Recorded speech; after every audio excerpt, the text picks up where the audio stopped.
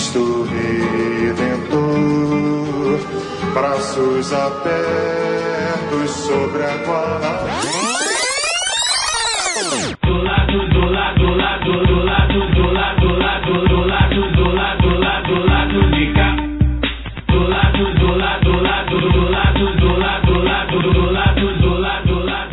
Olá, ouvintes da Central 3. Está no ar mais um Lado B do Rio. Um podcast sobre o lado da cidade que é sempre barrado no baile. Aqui quem fala é o Cício Canete e hoje estou acompanhado aqui no estúdio Majorem, na Tijuca, pelo jornalista Caio Belandi. Bom dia, boa tarde, boa noite aos ouvintes, aos nossos panelistas aqui presentes, a nossa convidada. Pelo economista Daniel Soares. Boa noite, boa tarde, bom dia para todo mundo. Mas não pelo jornalista Fagner Torres, que teve que faltar o programa por estar em Rondônia a trabalho, e o trânsito de lá pra cá é meio complicado nessa hora. Mas ele deixou um recado que a gente quer que vocês ouçam e a gente já passa pro nosso convidado. Olá, galera do Lado B do Rio, aqui é o Fagner que está falando. Queria mandar um abraço para todo mundo que está ligado no programa, nessa edição 24, edição da qual eu não estou participando, porque estou viajando a trabalho, resolvendo outras questões do outro lado do Brasil. Queria mandar um abraço à professora Virgínia Fontes, que é uma baita do intelectual, uma mulher que eu tenho muito orgulho de já ter lido muitas coisas e da qual me orgulho também de recebê-la no programa, mesmo que não esteja aí. Um abraço também aos meus amigos panelistas, dizer que em breve estou de volta, no programa 25 já estarei de volta. Um abraço a todos os amigos ouvintes. Como eu disse, eu estou aqui do outro lado do Brasil, estou em Rondônia, aqui na fronteira com Mato Grosso, fazendo um trabalho aqui com a população rural daqui, próximo de áreas indígenas. Quem sabe plantar aí a sementinha da revolução, já que só o socialismo nos interessa. Mas em breve estarei de volta. É só isso mesmo, um abraço a todos. Curtam aí o Lado B do Rio 24, que com certeza vai estar uma maravilha com essa fantástica convidada que é a professora Virgínia Fontes. Valeu, hasta la victoria sempre. O Lado B tem o prazer de receber a doutora Virgínia Fontes, da UF e da Fiocruz. Boa noite, Virgínia. Boa noite, quer dizer, bom dia, boa tarde, boa noite, não é como vocês fazem. Satisfação estar aqui. Pois é, por enquanto aqui é boa noite. Pois é. Virgínia, historicamente a burguesia brasileira, sempre em parceria com a classe média que em torno dela gravita, não admite a formação de uma classe média de massas e reage ferozmente a qualquer perspectiva de aumento no grau de justiça social e até mesmo da dignidade mínima para a maior parte da população. Por que esse fenômeno acontece tão forte no Brasil? Bom, essa é uma questão longa.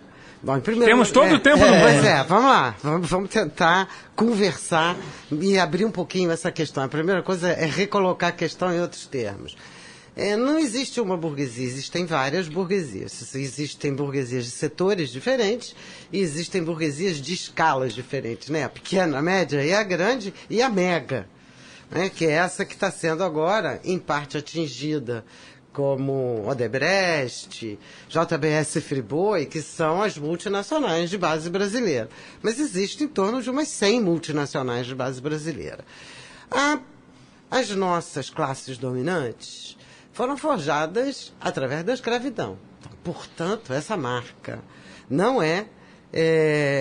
ela não passa com a chuva, não é? Para enfrentar essas características de uma desqualificação de tudo que é coletivo, de um profundo racismo ancorado na dominação de classes no Brasil, de um bairrismo horroroso, de uma segregação da população, etc. Para enfrentar isso, a própria população tem de se alçar e enfrentar as condições da dominação. Então, a burguesia brasileira é forjada nesse contexto. No entanto, a própria expansão da lógica burguesa, que é a expansão da lógica burguesa? É a expropriação massiva do povo do campo, que vai se converter em trabalhador urbano, que precisa vender alguma coisa para sobreviver, porque todos os bens da sua vida estão no mercado. Trabalhador urbano não qualificado também, né? Que vai todos. Todos, qualificado, não qualificado, mais ou menos qualificado, hiperqualificado, todos precisam vender alguma coisa para conseguir sobreviver no mercado. Esse processo de expropriação no Brasil, a gente chega agora no início do século XXI com 85% da população urbana, pouco mais de 85% Isso em 50 anos, né? Porque em 100 anos. Em 1950 era quanto? 70-30 para o rural? 50 é mais ou menos. Então, uma diferença bem grande nos últimos 50 anos. Onde vai virar é em 1970, que vai fazer mais de 50% das cidades. Então, reparem, o que é importante lembrar é que isso não é um processo. Os economistas gostam de chamar isso de êxodo rural, que é uma palavra para esconder o processo real. De fato, é uma expropriação. Os trabalhadores que estão no campo não vão poder mais conseguir garantir a vida deles no campo. Bom, essa chegada maciça envolve a expansão de um mercado capaz de, mais ou menos, assegurar a sobrevida dessas populações. Acontece que na sociedade brasileira a discriminação é de tal monta que se admite que uma parcela da população rasteje, sobrevive em condições precaríssimas, independentemente da qualidade de vida do conjunto. Então as favelas são um fenômeno secular no país. Digamos que a estrutura da dominação de classes admite e estimula a existência de um grupo da população vivendo em condições subhumanas, contanto que as condições de extração de lucro dessas burguesias seja altíssima, que ela entre em escala de alto voo, e entra. Então, essa é digamos que nós temos um problema que é um problema histórico na formação da dominação de classes no Brasil. Um segundo ponto é que burguesias, em geral, não são gentis. Esse é um segundo ponto mais genérico, que é para a gente não ficar imaginando de que porque outras burguesias em outros países seriam muito boazinhas. Nada é arrancado deles com amor e afeto, né? Então, se a gente encara a situação do capitalismo contemporâneo, a escala de concentração de capitais no mundo é alguma coisa abusiva. Assim, é tão escandaloso que 8 pessoas detêm 50% da riqueza do mundo. Parece que já piorou, menos gente até do que 8 agora. Então é um negócio, foi um escândalo denunciado pela Oxfam no ano passado. Então a gente está numa escala de concentração no qual interessa essa burguesia extrair valor de qualquer jeito dessa massa de trabalhadores que existe no mundo. De qualquer jeito. E de preferência colocando para concorrer, colocando os trabalhadores em concorrência. Então, essa é uma situação dramática. E aqui no Brasil esse elemento do racial ainda é favorável a isso, né? Porque você consegue falar, não, tá vendo aquele pessoal do morro lá que é o problemático, que consegue colocar as classes populares ainda mais em conflito entre elas. Exatamente. Tem um elemento importante, né, da dominação cultural via mídia, porque a gente falou que da classe média que orbita em volta das vários graus de burguesia, eu gosto da imagem da simbiose clássica, né, que tem um peixe grande, aqueles peixinhos que ficam comendo em cima. As rêmoras. As rêmoras. Então, que essa classe média, ela além de estar satisfeita em aproveitar algumas migalhas do que sobra da mega burguesia, se reconhece nela, né, e nos seus valores. E odeia tudo que está abaixo e diferente. Se a gente ver as manifestações verde e amarelas, a gente vai ver... Não tinha só milionário mesmo. Sim, não tinha só milionário, até porque milionários são poucos. São pouquíssimos. Mas... Não tem 100 mil milionários para encher a praia de Copacabana domingo de manhã. Pois é, não tinha só milionário, mas tem todo um segmento de assalariados de alta escala e de alto voo, que são capazes de ter babás, aquela fotografia. Sim. Tem um filme, da na família verdade, Prakovnik. da família vice-presidente Lourinha, com a babá negra empurrando o carro. Ele é executivo de banco, esse menino? Ele é dono de um banco, de banco de crédito. Ele é do BTG, né? Não, o BTG é outro É outro cara? É outro banco. E é É banco de crédito, enfim. Vai banco saber. de crédito é banco também. Claro, não é. Não, E ele é que não vice-presidente. bancos comerciais. Da banco comercial. Ele é na vice-presidente rua, então. agora acho que é de patrimônio do Flamengo.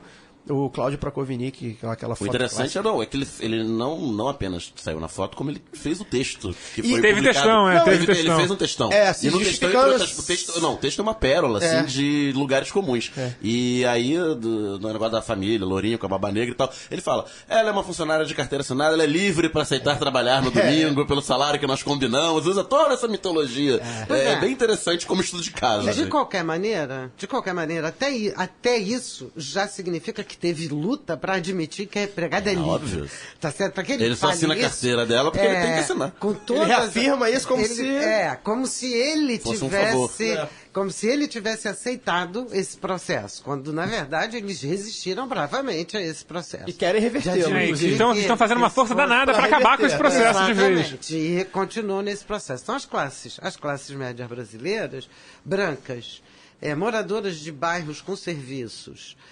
independentes, em boa medida, dessa massa de trabalhadores baratos para conseguir ter formas de trabalhadores baratos para sustentar a sua própria existência, endossa essa discriminação social que aqui é muito violenta. Agora eu quero, de novo, eu acho que a gente não pode pensar no Brasil como uma ilha. Racismo. Não, racismo. E devastação sobre a classe trabalhadora hoje são moeda corrente no mundo inteiro. Olha para os Estados Unidos, olha para o furacão Katrina nos Cada Estados lugar vai Unidos, pintar de um olha jeito, para a né? França, olha para a Inglaterra.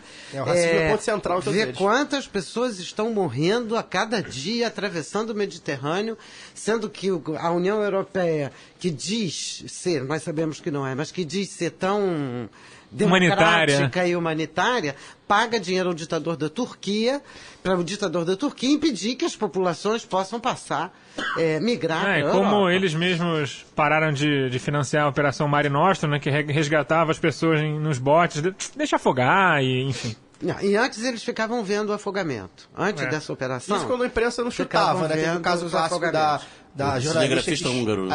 Deu uma rasteira na refugiada. Por que eu acho que... Por que eu estou fazendo questão de trazer isso? Porque eu acho que a luta da classe trabalhadora ela é internacional. Assim como a luta contra o racismo é internacional. Porque eu acho que é muito importante que a gente lembre que racismo não tem cor de pele. Embora no Brasil o racismo seja um racismo insidioso contra negros, resultado da marca forte da escravidão, no caso brasileiro, o racismo internacionalmente não escolhe cor de pele. Ele pode incidir sobre qualquer cor de pele.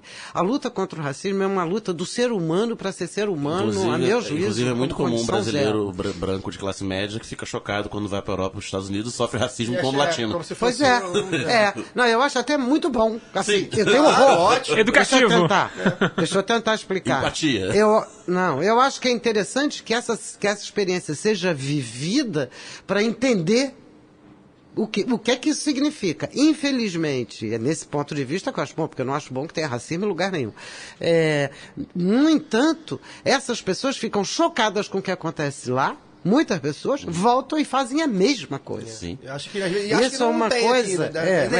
Até nega a existência. Então, essas são lutas, a luta pela classe trabalhadora, a luta contra o racismo e, evidentemente, a luta contra o machismo. Eu aqui estou em minoria, né? Só tem homem aqui, mas a luta contra o machismo são lutas fundamentais, internacionais, e elas três juntas não têm capital que se sustente, porque ele é incapaz de assegurar no Brasil e fora alguma igualdade. Agora, o caso brasileiro realmente tem características peculiares de truculência burguesa. E aí são coisas... É um sadismo que não era necessário, ele está ali por prazer. O que é espantoso, e eu estou conversando assim bem livremente, o que é espantoso é o seguinte: como é possível que determinados setores dominantes, sejam as grandes burguesias, seja setores enriquecidos e, portanto, próximos dessas burguesias, admitam cidades invivíveis. Admitam, não abram a mão dos seus lucros para nada, no sentido de conseguir uma vida social mais digna. E poder sair à noite, andar na rua. Poder sair de dia. Poder andar na rua de dia. Hoje teve tiroteio em Copacabana. Morreu um cara com uma granada em Copacabana. Os túneis fechados em Copacabana. Um zelador, né, de um prédio nessa Ferreira. Porteiro. Atinge a própria burguesia, né? Não só a burguesia, quer dizer, é uma lógica de uma perversidade que é quase inadmissível. Como é possível que a dominação de classe... Não, e que enxerga no discurso, tem um discurso que enxerga como solução mais truculência. Lógico. Exército na rua, pena de morte, diminuição de maioridade penal e por aí vai, todo o pacote. E essa aí é uma resposta que eu acho que é importante dar para todo mundo. Se violência, tortura e pena de morte funcionasse, o Brasil era o paraíso. Porque aqui... Se assassina, a polícia assassina impunemente. É o famoso auto de resistência, isso e a gente conhece isso. A média de auto de resistência no Rio de Janeiro são 6 a 7 mil por ano. Pois é, pra você ter uma ideia da loucura. Isso é mais do que guerra na Síria. A tortura é corriqueira nas delegacias policiais. E não só, é tão corriqueira que é glamorizada no cinema. Exatamente. Ela e nos presídios, o que é pior ainda. Não, o sistema prisional, prisional é uma tortura. Agora basta ver os nossos políticos que passam pela parte luxuosa do sistema prisional sofrendo horrores, sem chegar nem ali perto do pátio dos verdadeiros condenados. O pior sem sentença na sociedade brasileira. Há uma ideologia lombrosiana na história. A ideia dos promotores e dos próprios governantes, quando eles falam sobre isso, eles falam abertamente: não, tá certo, tem que sofrer por cometer o crime. Não, isso é um absurdo. E presos provisórios, inclusive. Gente que não foi condenada. Tá ali por quê? Né? Quando tava mais gente na que moda. Não foi condenada, que é um dado que é muito importante. Sim. Que o 40% dos presos brasileiros são presos provisórios. Ou seja, não tem um processo legal. Fora que cumpriram legal. pena, tem como ter progressão e não tem. Não, um processo legal. Então lá, gente, a gente viu os escândalos de Pedrinhas, a gente viu a barbárie que está acontecendo, as lutas entre facções dentro dos presídios, com o avanço do PCC agora no país. Então a gente está acompanhando essa truculência, ela é disseminada na vida social.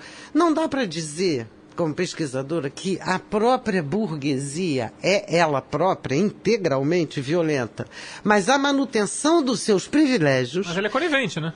É aí que eu quero chegar. A manutenção dos seus privilégios exige que, em parte, ela pague a alguém para exercer essa truculência. É uma coisa maluca, se a gente olhar. O que é milícia? Sim. A milícia é o filho do jagunço.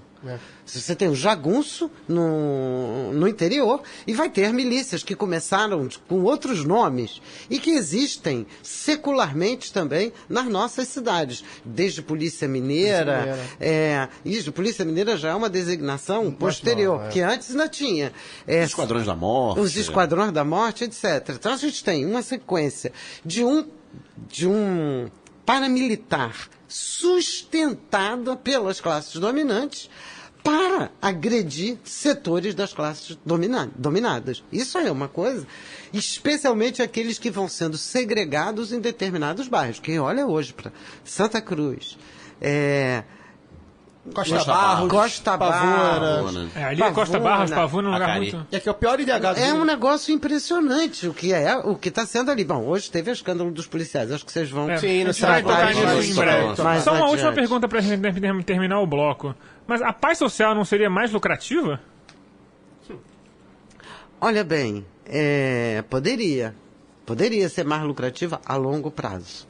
Mas o olhar burguês é a curto prazo. Se a gente enxerga...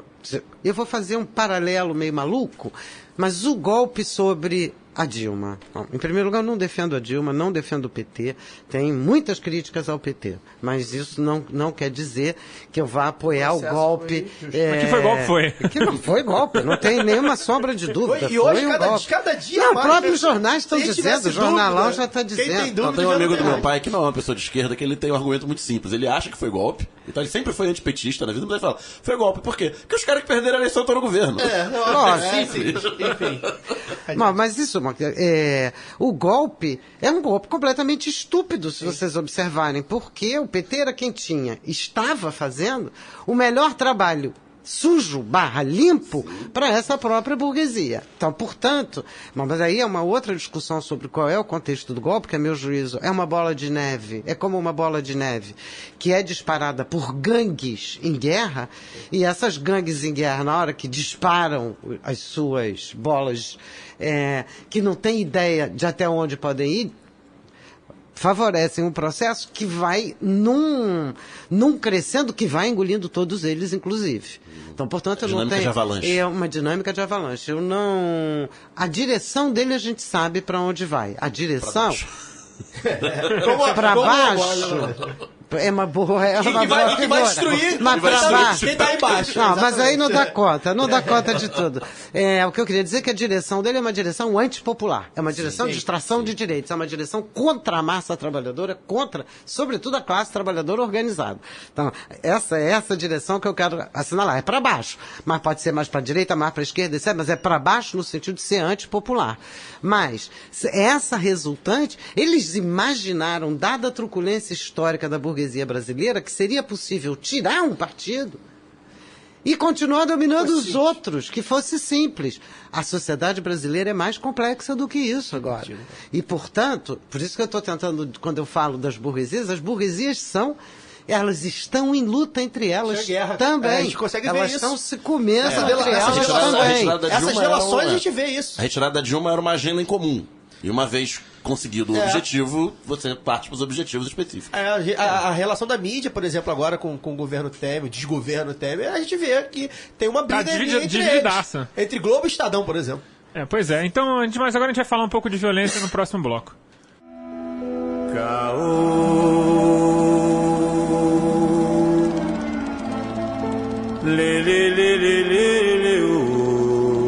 Hoje foi dia de votação na LERJ. A base governista passou o pacote de alteridade fiscal imposto como condição do resgate federal ao Estado. O pacote fala em extinção de novos concursos e muitos outros sacrifícios à máquina do Executivo. Judiciário, Ministério Público e Tribunal de Contas serão poupados dos cortes. Que projeto de salvação das contas é esse que condena o Estado à miséria?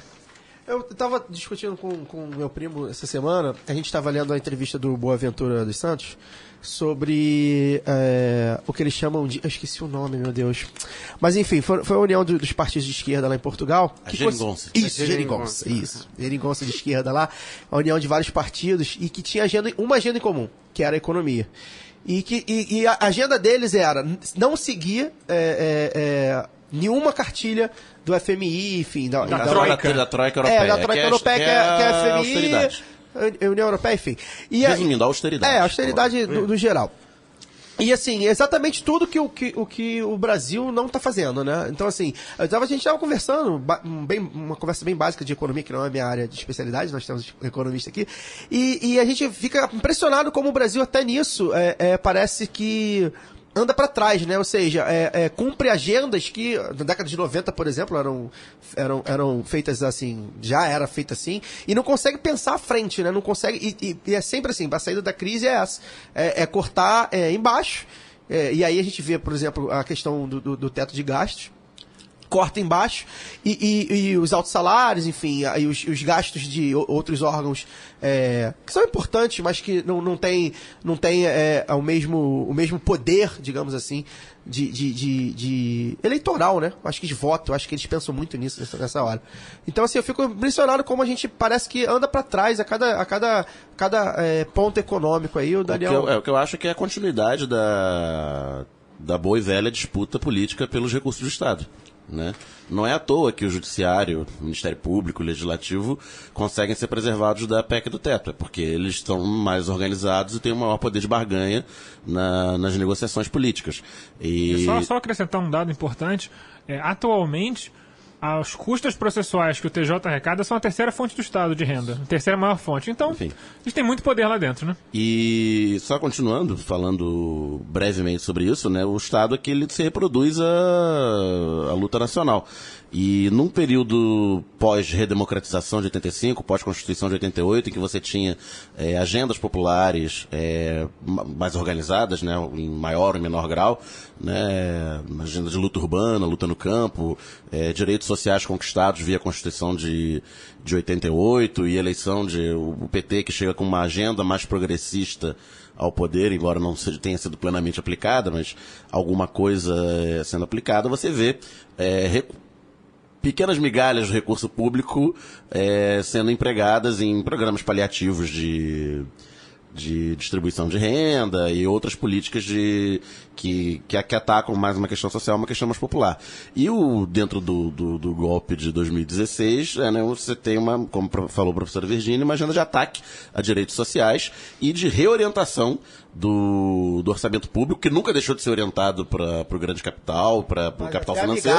Exatamente, mas até a migalha retira e você cria mecanismos jurídicos para institucionalizar isso cada vez mais, né? Que aspectos do teto federal e estadual vão nesse sentido, né? O fato de você cancelar concurso público, você está sucateando a máquina pública mais ainda, né?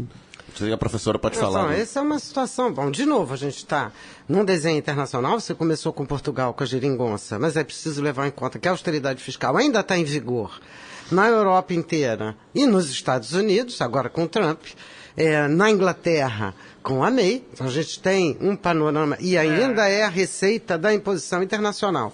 Essa receita, eu acho que a gente poderia ter algumas hipóteses, que são hipóteses que merecem ser trabalhadas. Ela tem 2 pontos, a meu juízo. A primeira delas é assegurar, hoje em dia, a extensão de uma massa trabalhadora sem contrato, sem direitos, disponível para o trabalho, pelo tempo que for preciso, pela jornada que for necessária e na duração da vida inteira. Se a gente pega o exemplo Uber, talvez seja o mais banal, mas é um exemplo como o outro, e o Uber é apenas um dos exemplos. Mas isso é economia criativa. Pois é, criativa depende para quem, não é? Para os outros é absolutamente expoliativa. Mas então esse é um ponto. E o segundo ponto, que também é uma hipótese, que eu acho que é uma hipótese importantíssima, é que as dívidas públicas hoje não são apenas um dreno ou uma sangria de recursos do conjunto da população para alguns setores capitalistas. Elas são também a garantia futura de que essa massa trabalhadora vai ser explorada futuramente em piores condições do que agora. Isso eu acho que é uma coisa que a gente tem de pensar com muita calma, porque da mesma maneira como existe um mercado futuro, hoje um dos papéis dos Estados é assegurar o futuro da exploração dessa força de trabalho. E isso é algo dramático, porque quanto mais a vida está socializada internacionalmente, mais os Estados estão violentos na contenção das suas classes trabalhadoras, pela violência mesmo. A França está em estado de exceção. Trump isso porque teve uma eleição na França há 2 meses atrás. Mas continua em estado de exceção. Ele agora resolveu que está em estado de exceção permanente, como se estivesse em guerra. O Trump é um estado de exceção ambulante.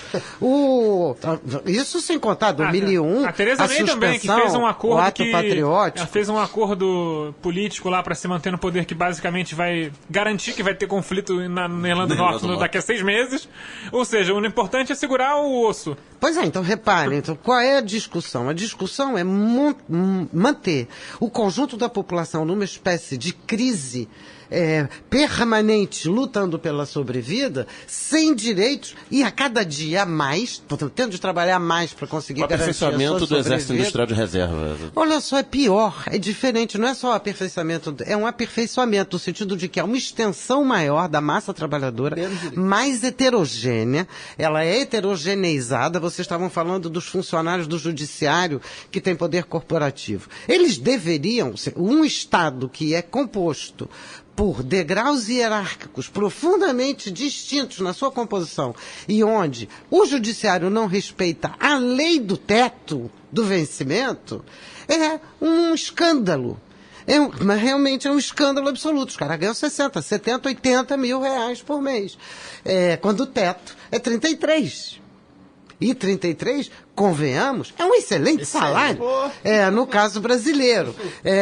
Eu nunca nem vi cheiro. Eu nunca nem vi cheiro de nada parecido com isso. Dígitos aí. Então, essa discussão, portanto, a imposição do teto de gastos, no caso do Rio de Janeiro, é a famosa profecia autocumprida. Porque ele primeiro estrangula, Primeiro leva os recursos, né? Porque o que foi Olimpíada, o que foi Copa do Mundo. Então, primeiro engorda. Engorda uma sequência de setores e a gente lutou contra isso. Segundo Na sequência, estrangula os setores populares ou os setores que poderiam lutar, que normalmente são uma parcela do serviço público, que está onde? Na educação, na saúde, está no trânsito, são aqueles que estão mais próximos histórico de greves dos de setores... professores, né, do Estado, do município, nos últimos que anos. estão mais próximos dos setores populares, enquanto tentam isolar os segmentos mais distantes, normalmente quais são? A área econômica e uma parcela da área jurídica, porque não é toda a área jurídica. Não, vai ver a Defensoria Pública. Não, e servidor, vai ver as condições da Defensoria do Pública. Estado está sem reajuste há um tempo já. A Defensoria, o Alciso pode falar melhor, mas parece que é vinculado ao Executivo, né? Defensoria é vinculado ao Executivo. Mas o Tá fora da casta do o Tribunal de Contas é do Legislativo, o MP do Executivo estão soltos, então não tem o que eu estou relação. querendo só mostrar é que você vai montando... Do ponto de vista da dominação de classe, vai sendo necessário estabelecer hierarquias dentro do Estado, de maneira que determinados setores fiquem em condições de atacar a classe trabalhadora, isso é, de atacar a própria nação o tempo todo. Tanto que quando tem greve de polícia é um terror, é um apavoramento. E esse é um processo desgraçadamente educativo. Ele é pedagógico, ele é um processo disciplinar sobre as pessoas e sobre a classe trabalhadora. Não tentem, vocês vão ficar assim. A gente, no caso do Rio de Janeiro, além disso, a gente tem todas as violências contra todas as manifestações legais e legítimas dos trabalhadores, da SEDAI, da UERJ, e do ensino estadual, onde a polícia atacou esses trabalhadores na bomba. Gente, foram muitas manifestações atacadas na bomba, num negócio brutal. Pra quem não é do Rio, você tem uma noção, eu passei lá no dia seguinte e estava cheirando a gás lacrimogêneo em frente à Alerj. 24 horas depois. 24 horas depois, ali a região do Menezes Corte ainda estava fedendo a gás lacrimogêneo. Não, assim, as manifestações de trabalhadores do Estado foram reprimidas numa brutalidade completamente oculta pela mídia. Então, qual é o papel pedagógico aí? O papel pedagógico que eles estão tentando fazer no Estado do Rio de Janeiro é impor uma completa separação entre o voto e seu conteúdo. Isso é, você pode votar em quem quiser, mas quem será votado não poderá fazer nada. Esse é o intuito do teto de gastos, da PEC do teto de gastos, que foi imposta goela abaixo, porque isso não é democrático nem aqui, nem em lugar nenhum do mundo, a maneira como aquilo foi feito. E agora, como está sendo feito no Rio de Janeiro, exatamente o mesmo intuito. Educar para a subalternidade. Inclusive a nomenclatura usada pela mídia também, né?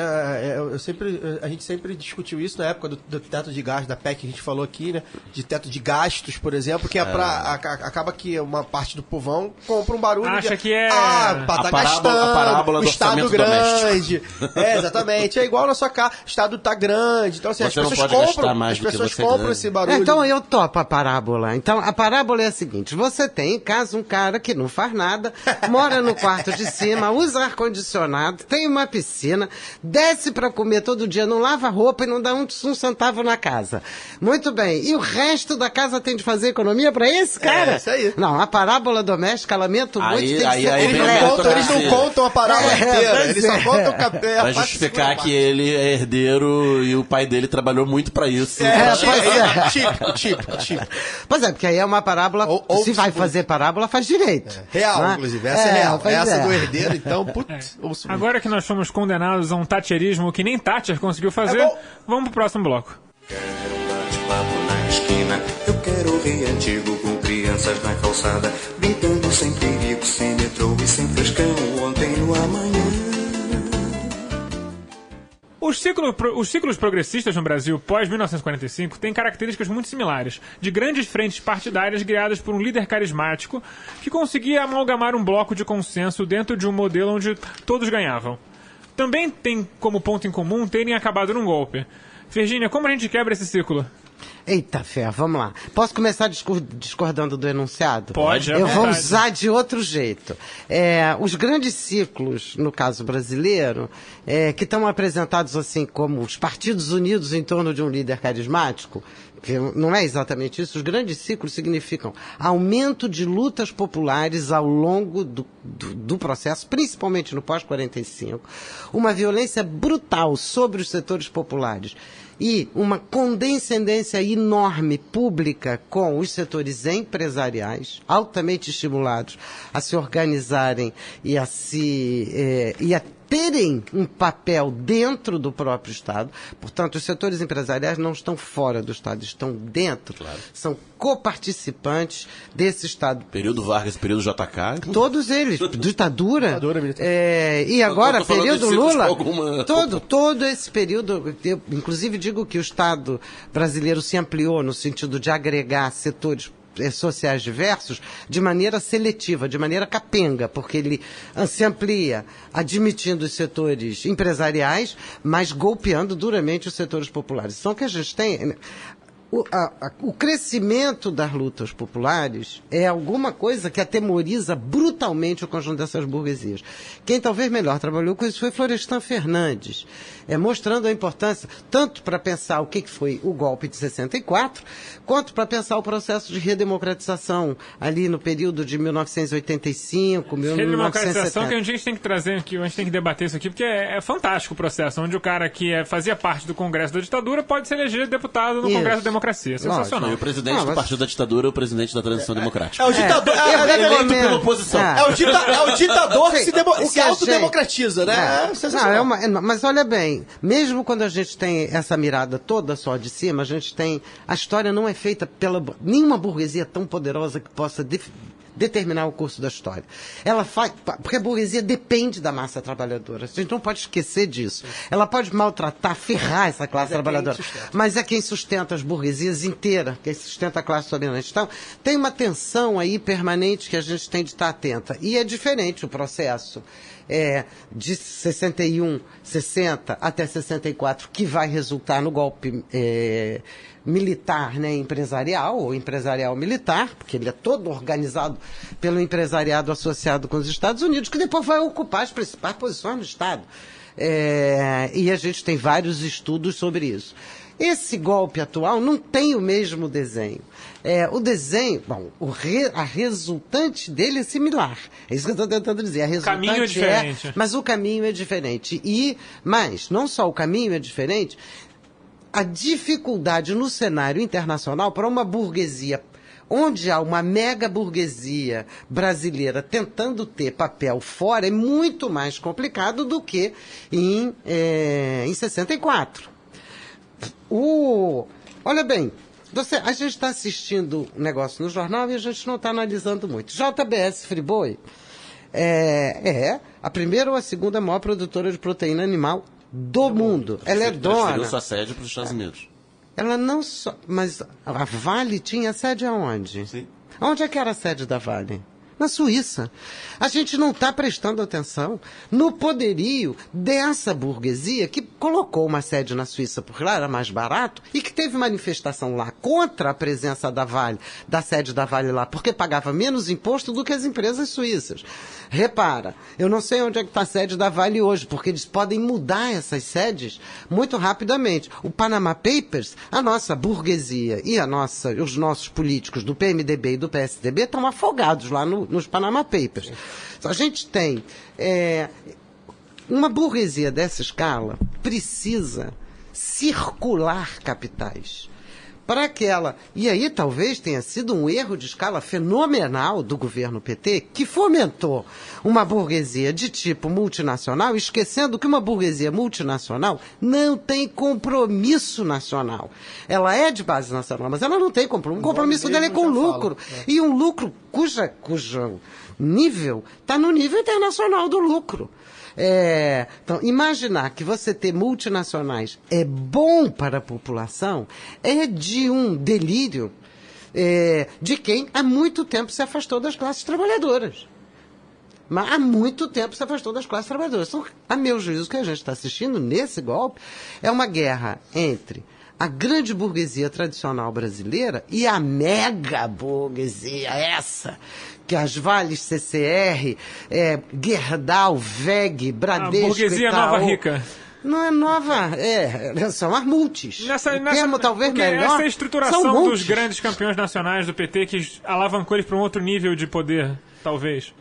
Olha, é verdade, mas atenção, essa burguesia começa a se concentrar, não é no governo PT. Lógico que não. É na década de 80, é da ditadura, ela é potencializada pela ditadura. Por isso que a gente não pode ter uma visão muito marcada por uma mídia que é muito míope, ela só vê o que está na frente dela, assim, né? O resto começou ela não no PT, quer. né? Ela faz parecer que começou no PT. Vocês tiveram o Pedro Campos. A pesquisa do Pedro Campos mostrando... a gente ia citar ele. A mídia faz de tudo, inclusive, para impedir que a gente ligue os pontos, né? Não, mas o trabalho do Pedro, a importância do trabalho do Pedro é que o Pedro não analisou corrupção.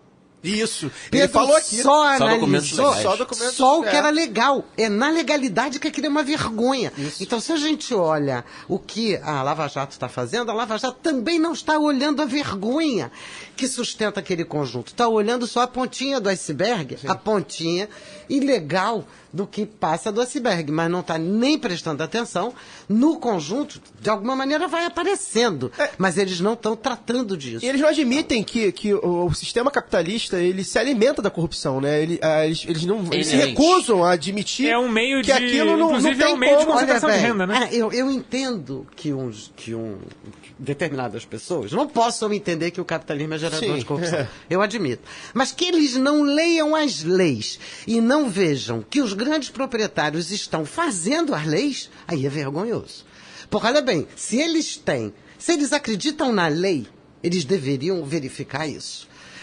Eu não faço questão que ele pense como eu. Mas que ao menos que ele pense como ele. Mas isso é uma vergonha. A ligação está muito clara, né? Você vê que a JBS foi a maior doadora. Eu quero que os juristas pensem como juristas e não o presidente da República, que é um famoso constitucionalista que pensa como um ladrão de galinha. É verdade. Então, que, aliás, é muito curioso. Isso é isso é sensacional, porque assim, se você olhar para a lei de reciclagem de capitais e para a questão de evasão de divisas, assim... É uma manha a lei, né? Porque se você pagar o que descobriram antes da denúncia, você não pode ser preso. Sim. Evasão de capitais, todo ano tem uma lei aí que libera para pessoas repatriarem o patrimônio. Tem o refis. O refis é o quê? É dizer, vocês não pagam. A gente está tendo uma CPI da Previdência. Quem está assistindo a CPI da Previdência? Ninguém está assistindo a CPI da Previdência. Ela está passando em absoluto silêncio. O que essa CPI da Previdência está mostrando?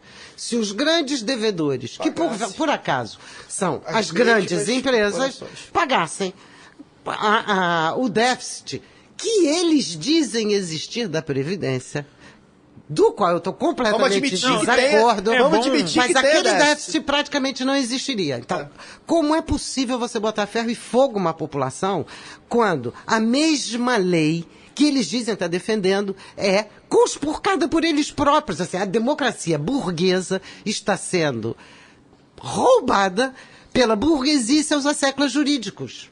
Isso é que é muito impactante. É mais barato dever. Não é que é mais barato dever, porque todo mundo, de alguma maneira, está encontrando nesses grupos alguma satisfação. E perder pro político, pro deputado, é mais barato do que perder pro vai ter um refis, vai ter uma Sim, já sabe, o lobby já está feito ali. Então, fica a pergunta, então, pro final do bloco, Virginia. É mais fácil fazer uma revolução do que uma reforma? Bom, você vê que a palavra... Eu acho, na verdade, mas eu vou com cautela. A palavra reforma, essa daí então, virou saco de lixo total. É verdade. Porque, é verdade. Hoje em dia, o que está sugerido como reforma é tudo contra a reforma e é tudo a favor do capital e contra trabalhadores, contra a igualdade, contra a capacidade da humanidade de viver coletivamente de forma mais ou menos digna, etc, etc, etc. Então, hoje em dia, você falar em reforma, a grande questão da reforma é contra a reforma. Eu, pessoalmente, sempre fui muito mais revolução do que reforma. E continuo nesse caminho. Embora saiba, como historiadora, que em determinados momentos a luta pela revolução foi capaz de levar a reformas razoavelmente substantivas. Mas a cada vez que essa luta pela revolução se interrompe, a tendência é que essas reformas retrocedam. Então, e hoje a minha inquietação é com democracia, inclusive no sistema de voto, porque eu acho que a PEC do fim do mundo é uma PEC, ela dobra na Constituição o que já vem sendo feito pela base, pelo empresariado em várias castradora regiões. da soberania do voto, né? Completamente. Ela elimina... Não importa quem seja o eleito em 2018. A política já está desenhada. Isso, por exemplo, tem uma entidade empresarial que chama Comunitas, que tem um programa chamado Juntos pelo Desenvolvimento Sustentável, um projeto, né, chamado Juntos pelo Desenvolvimento Sustentável, que passa acordo com prefeituras para quê? Para os empresários vão acompanhar todo o ciclo de gestão das prefeituras. Então, o que isso significa? Qualquer que seja o partido, a gestão vai estar definida por um princípio empresarial. Ora, isso significa esvaziar o Estado da sua aparência democrática. O que era conquista está completamente esvaziado e agora a própria aparência começa a desaparecer. Isso é muito inquietante. Se você pegar a gênese da questão do direito ao voto e à representação, sem taxação, sem representação.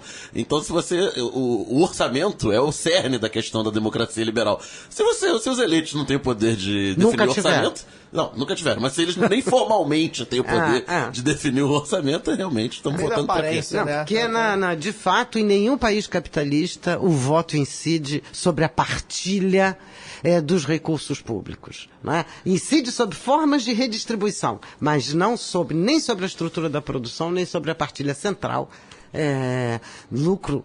Renda, lucro e trabalho. Sobre isso... Em outras palavras, não é pelo voto que se conquista a revolução. Segura. Olha só, a gente não tem uma receita para a revolução.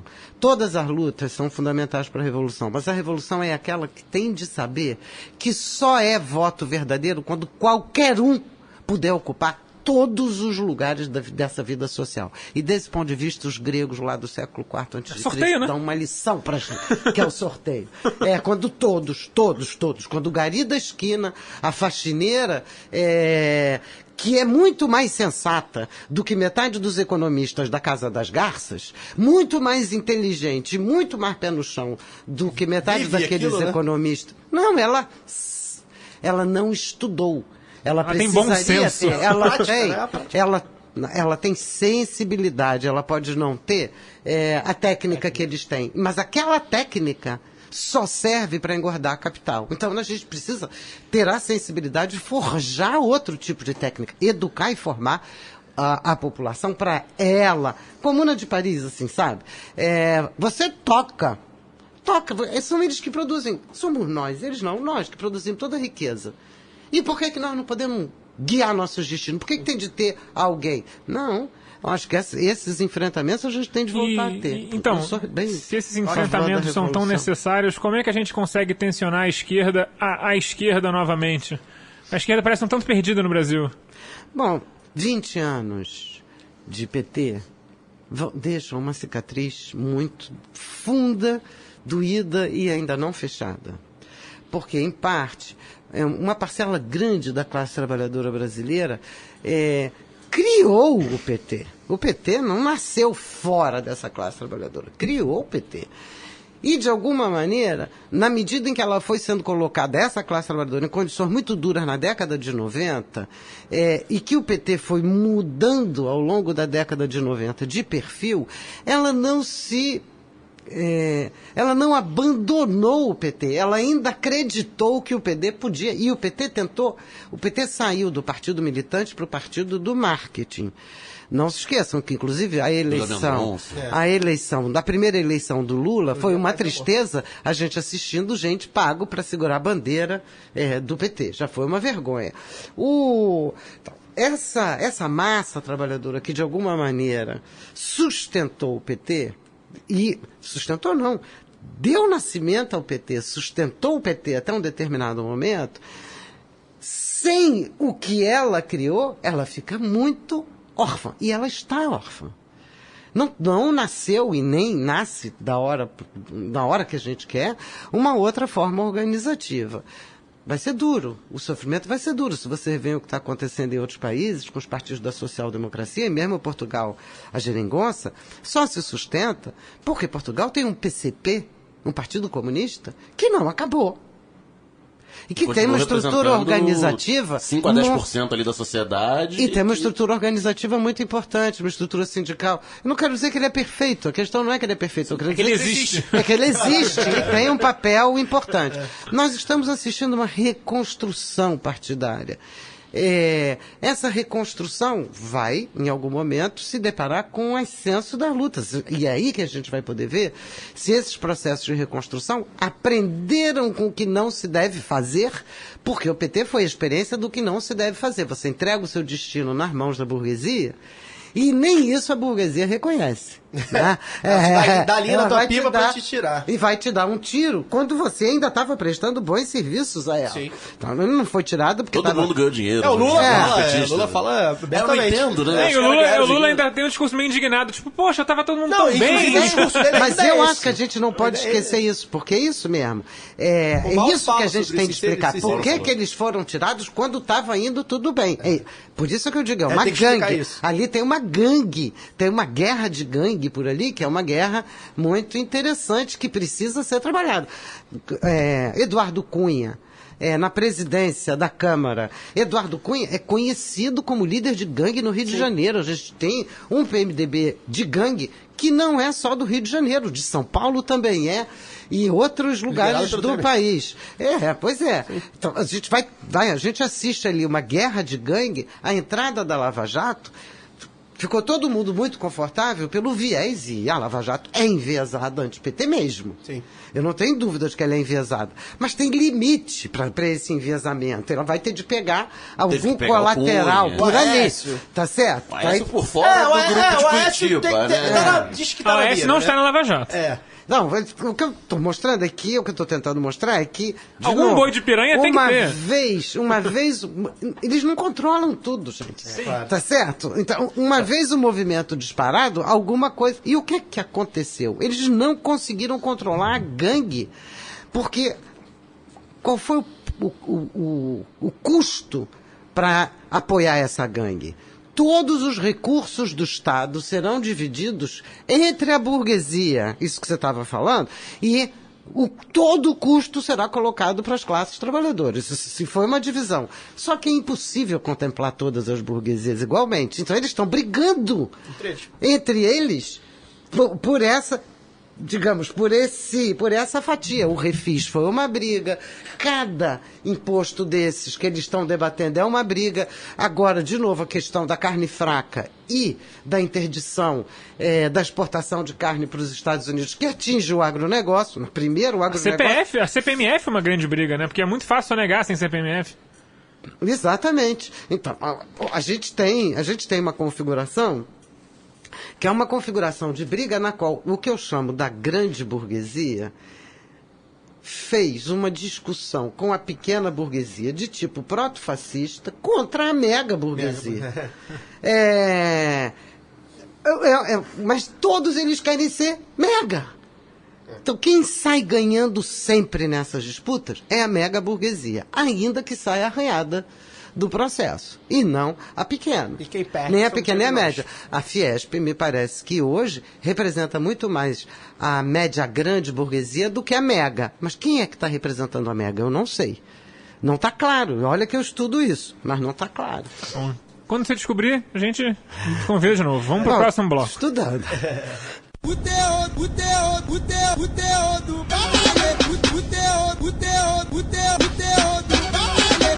Amigo, cagado de playboy, cagado amigo, cagado de playboy, cagado amigo, cagado de playboy. Hoje o prêmio está especial. Não conseguimos decidir um vencedor entre a visita de Temer aos soviéticos e ao reino da Suécia ou o novo alinhamento político partidário de Romário, que do PSB virou frentista agora, no antigo PEN. renomeado Podemos, mas sem nenhuma relação com o Partido Espanhol. Que é... Então, o terror do baile virou um lado A, lado B. Quem foi mais ridículo nessa quinzena? Cara, eu acho que assim, a gente tava discutindo no nosso conselho editorial. Fale da sua desilusão com o Romário. Partido Ecológico Nacional, que de ecológico não tem nada, era uma picaretagem. E o Podemos também. E o Podemos, o cara pegou o nome do movimento centro-esquerda da Espanha. Com uma questão de nova política, horizontalidade, cidadãos unidos, etc, pra tentar jogar essa ideia em tempos de desgaste da política e dos políticos, ver se cola aqui na eleição de 2018. Tipo Democratas e PFL, né? É um movimento que os partidos nanicos estão fazendo, né? Que eles estão mudando de nome. O PSL vai ser uma coisa assim, bem... Virou liberais. Ele virou livres. Uma coisa meio anarcocapitalista. Aí vai ter o Podemos, estão mudando de nome, estão tirando o partido. Anarcocapitalista é ótimo, ultraliberal. E aí, então, assim, a gente tava discutindo não tem nada de alguns dos nomes aí do nosso terror do baile. Eu queria citar um também que eu pensei aqui agora, que foi o Blairo Maggi, né, que é o ministro da Agricultura, que transporta soja por avião. Aparentemente, que já que tem 11 pistas de... Soja moída? Não sei. Soja em pó. Eu não sei, eu não entendo essas coisas. Assim. É carne de soja, é muito caro. E aí acho que as pessoas devem saber, enfim. E aí tem o Romário, né, cara, que eu preciso dar um voto aqui de pessoal sobre o Romário. Primeiro que eu sempre faço um... Primeiro que você votou nele. Eu votei nele, não. Eu não votei nele. Eu votei nele 2 vezes. Mas, se eu falar em quem eu votei aqui já... De quanta coisa a gente tem de se arrepender, hein? Olha, Virgínia, a política partidária é isso, né? Eu acredito que vocês também vocês todos já tenham se arrependido de alguém. O Caio é um cara jovem, 2010. Isso que eu queria falar. Eu queria falar o seguinte: o Fagner me provoca muito. 2014 nem tanto. Fagner que não tá aqui. 2014 nem tanto, verdade. O que acontece? Eu sou uma geração que vivi na era Lula. Né, era PT, né, praticamente. Eu tinha 13 anos quando o Lula se elegeu. A primeira vez. E o distúrbio que a gente vê hoje, esse distúrbio declarado entre direita e esquerda, ou enfim, entre golpe, coxinha e mortadela, enfim, não existia. Era um país pacífico, era onde todo mundo ganhava dinheiro, né? Como a gente falou aqui. Era a ideia que era vendida. Então, e eu, por todo... Assim, meu pai é um petista, que sempre foi petista, e até hoje ele diz que se decepciona, mas ele vai lá e vota no PT, caralho. Ele não gostava o que o Lula fazia, mas vai lá e votava no PT. É uma coisa... mas o teu pai trabalhadora que exatamente. Exatamente. Teu pai é um exemplo claro. Ele não participou mais de lutas desde 98, que o PT não promove luta, portanto não permite a auto-organização da classe. Ele só foi comprar barulho na época do impeachment. Que aí, tipo assim, aqui agora não, né? No México, eles estão fazendo merda, mas no México são meus, né? E aí, então assim, eu vim com... Né, eu faço esse... Não tenho vergonha nenhuma de admitir isso. Eu vim nessa esfera. Então assim... Você veio melhorando. Eu votava, veio melhorando, não. Veio criando um senso crítico que eu não tinha mesmo. Até porque essa ruptura democrática... acho que mostra muito bem isso. Então, assim, eu precisava mesmo, enfim, votei lá no Romário, para deputado federal, e aí vou dar um motivo. Eu tinha, sei lá, 20 anos, sei lá. E eu votei no Romário e falei assim, vou votar no Romário para deputado federal. É o seguinte, eu já tinha votado até no Biscay, enfim, sempre alguém do PT.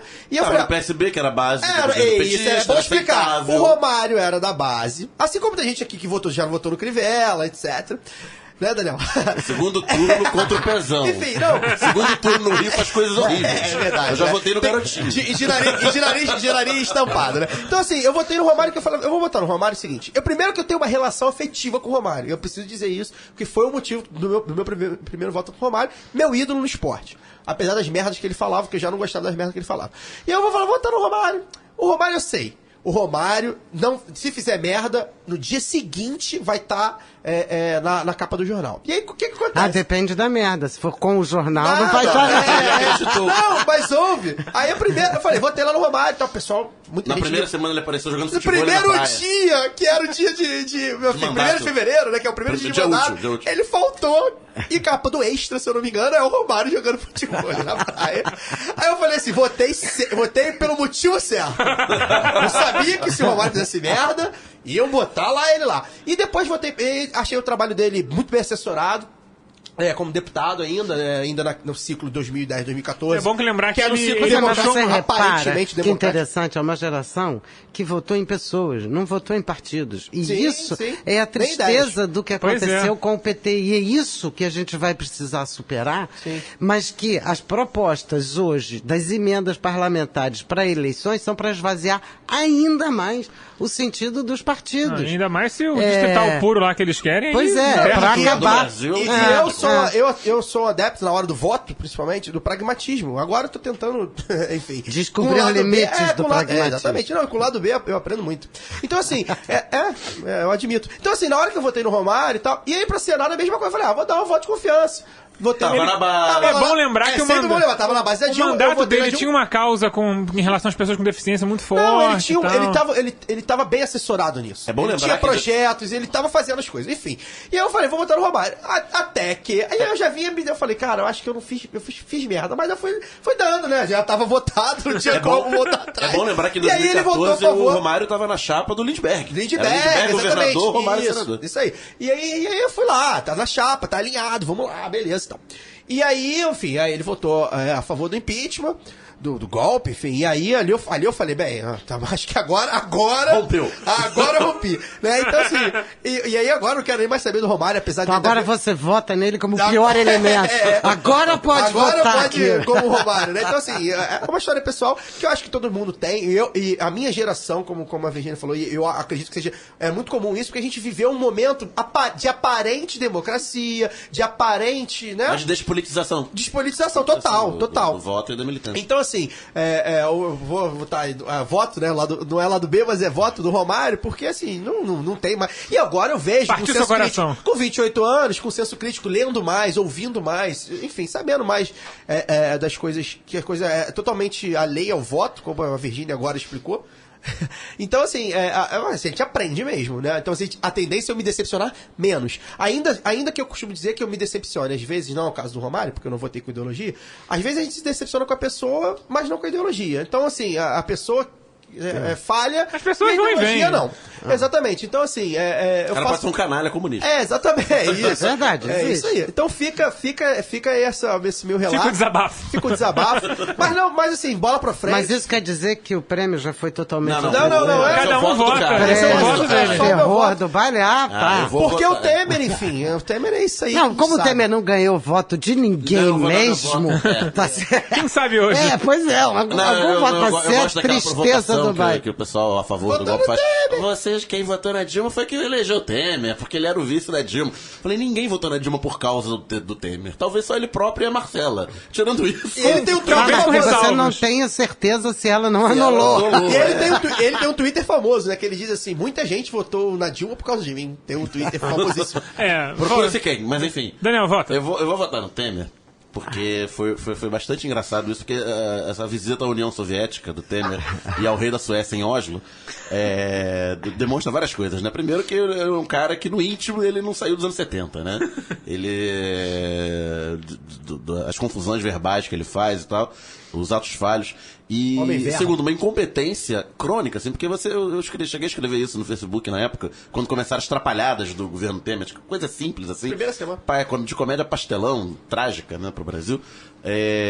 Eu esperava desses caras pelo menos esperteza, né, e gente comentava competência isso. naquilo que eles se propõem. Mas nem isso os caras conseguem fazer.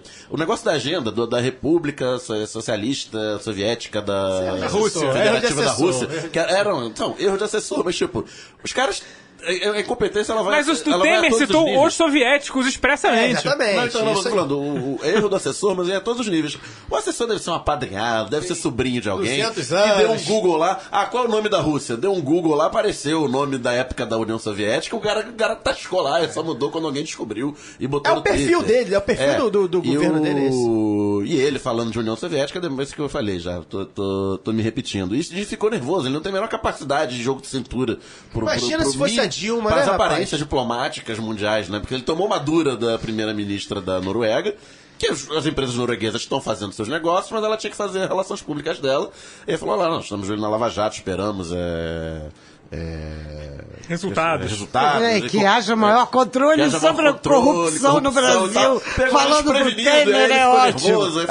Ele não sabe o que é isso. Aí falou, ele se enrolou todo. Ele vai ter que visitar o Parlamento Brasileiro e depois conversar com o rei da Suécia. Enfim, é um desastre completo, né? O pessoal que se envergonhava, falava, a Dilma nos envergonha no exterior, eu não sei o que eles pensam no Temer. Mas ele faz mesóclise, né? Então tá tudo bem. Fala muito bem, claro. Mas como eu voto, eu vou aqui então esclarecer. Estou votando no Temer, já que ninguém votou nele. Virgínia? Não, olha só, em primeiro lugar, nenhum voto ao Temer. No máximo eu atribuo o prêmio de terror do baile sem voto. Voto pra ele não combina. E pelo conjunto da obra. Ele é o homem do terror mesmo, pela figura, pelo desenho, pela apresentação, pelo machismo, pela história envergonhada e envergonhante de alguém que poderia ter tido uma trajetória correta e que envereda. Ele é filho de imigrante. Sim. Poderia ter tido uma trajetória interessante. Nós temos aqui vários filhos de imigrantes, no caso brasileiro, que viraram capacho das classes dominantes de uma maneira impressionante. E sequer entram na luta contra as formas de produção de novos capachos. Como ele com o machismo, da sua bonequinha de luxo, sei lá o que a gente pode chamar, como é que é? Bela recatada e do lar, que o que faz é cuidar da casa do filho e fazer as compras. Então, portanto, o terror não é um prêmio pro Temer, é meramente o reconhecimento da obra. É ele. Então, vamos atribuir então um prêmio ao Temer, porque eu sincero, o cara, ele levou o Brasil a um nível de pária mundial sem precedentes. Ele teve que cancelar a visita ao G20, porque provavelmente a Merkel deve ter avisado pra ele, cara, acho melhor você não vir e tal. Vai criar um climão. E assim, ele deve ter ficado muito decepcionado. As descrições da presença dele no Summit lá em Moscou, em São Petersburgo e no evento que rolou em Oslo, são constrangedoras, assim, é do cara... Ninguém queria falar com ele. Dois jornalistas. É o cara chato que dá uma festa, pessoas vão por interesse ali, mas ninguém quer falar com a pessoa. A história de... Ele ficava tentando se misturar nas rodinhas. O Jamil Chad que conta, né? Tem dois... Mas desde a primeira visita dele com os BRICS. Os outros quatro andando juntos, ele atrás. Assim, e ele hoje, né, o Jamil Chad estava lá... Tinha um repórter que era estagiário, que tá fazendo um trabalho sobre corrupção. Aí perguntaram assim, tem dois repórteres aqui cobrindo o evento com o Temer. Um deles está fazendo trabalho sobre... uma reportagem dele, o primeiro emprego dele. É uma reportagem sobre corrupção. Aí perguntaram, mas como é que você sabe? O outro sou eu, era o Jamil Chad, né? Correspondente da Folha de São Paulo. Ou do Estadão. E aí ele tava lá, o outro sou eu, o outro tá fazendo sobre corrupção, ou seja... eu imagino, o Temer deve ter ficado muito decepcionado, porque assim, além dele ter sido pelo zelador do aeroporto em Oslo, e pelo o vice não sei o que lá de Moscou, ele deve ter ficado muito decepcionado porque ele acabou não encontrando com o Yeltsin, né? Deve ter ficado olhando pra aquele rapaz jovem ali. Rapaz, quem é você? Tem um rapaz de ideias liberais no Partido Comunista, parece que quer fazer reformas. Ele é a figura realmente... Então, encontrá-lo-ei. Pois é, então... Evidentemente, ele sempre fala isso. E todo dia agora tem pronunciamento público dele, ele se engamelando. As pessoas gostam se enrola, ele se enrola. Bonito. Não, ele não fala bonito, é bizarro ele falando. Na última, foi ontem, teve panelaço na Zona Sul do Rio de Janeiro. Pra você ver. Durante a fala dele, porque eu tava trabalhando, escutei panelaço e fui ver o que estava acontecendo. Isso é bom ou ruim? Olha bem, quem bate essa panela a estrutura desse panelaço de Zona Sul do Rio de Janeiro é uma estrutura muito ruim, porque ela é despolitizada, ela é perversa, mas ela funcionou contra o governo que tinha sido eleito, que era um governo que eu não apoiava, mas que tinha sido eleito. Então, o que funcione agora, pelo menos é um reconhecimento da merda que fizeram. Sim, né? Isso. São panelas envergonhadas agora. São panelas envergonhadas. Não é a estrutura da luta, e da luta popular, não é a estrutura da luta por panela, embora eu possa bater panela, se for necessário, mas a estrutura da luta é organizativa, é formativa. Essa é uma luta que supõe que basta você gritar e gritar bem Quem alto grita e mais forte, alto ganha, né?